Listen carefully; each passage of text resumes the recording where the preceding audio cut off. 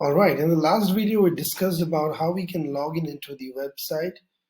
And as you can see here, we have a URL which is plumbing.local, and this is actually not a URL that anyone can access. This is only for this local machine, and this .local is because we are using this app which has configured it like this.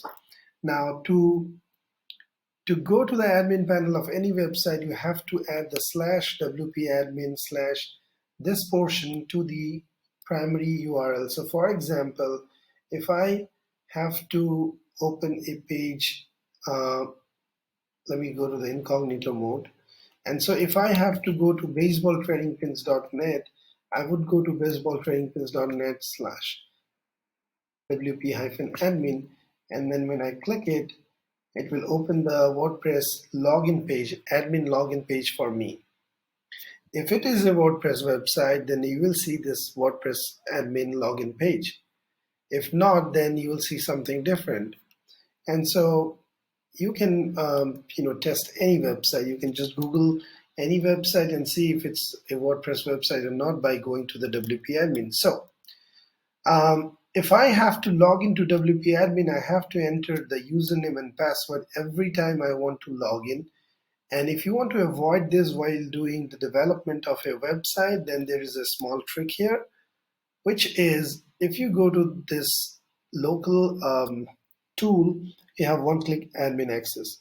So you turn that on, you select the admin. Since there is only one admin user here, we'll select the admin here. And then once you do that, if you click this one, you'll see here something called auto login is equals to 1. You saw that for a few seconds.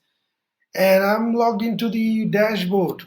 Okay, so let's familiarize ourselves with the dashboard. So this is the sidebar where you will see most of your options. Some of the options you'll see here on the top bar. Mostly we'll be using this bar. And there's also the screen options which we'll be using very often in the pages section. And so this dashboard has a couple of options. Let's go through one by one. This is the posts submenu. And so you have a lot of options here. We'll dive deeper into all of these when we get into that section. Here's the media. You can add your images, your videos. Here are the pages. You can create your pages. You can view all your pages. Here's the comments. So if you are writing a blog post, you may want your visitors to post comments. And so your comment system is monitored and maintained here. And then you have appearance, you have the themes, you have the editor, you have a plugins. So what is a plugin? Let's talk about a plugin. A plugin is a piece of software or a piece of code that you can add to your website, and you can add functionality to your website. For example, we have a slider here. We have a background image slider here, and if you don't know how to add this via custom code, then you can find a plugin in the WordPress repository and add that plugin, and you can easily add that functionality here.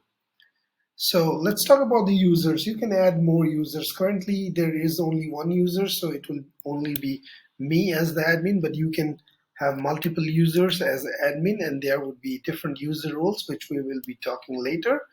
And then you have some tools. We'll be talking about this later. You have some settings, which we'll be talking later in the video.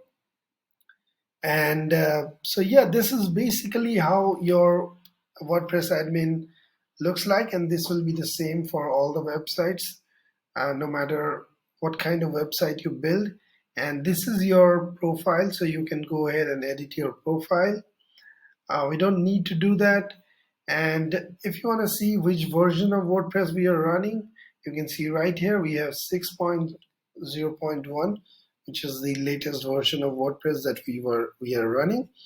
And you can see at a glance that we have one post, which is a sample post, one sample page, one sample comment that's been added by the WordPress. When you install default WordPress, these things gets added.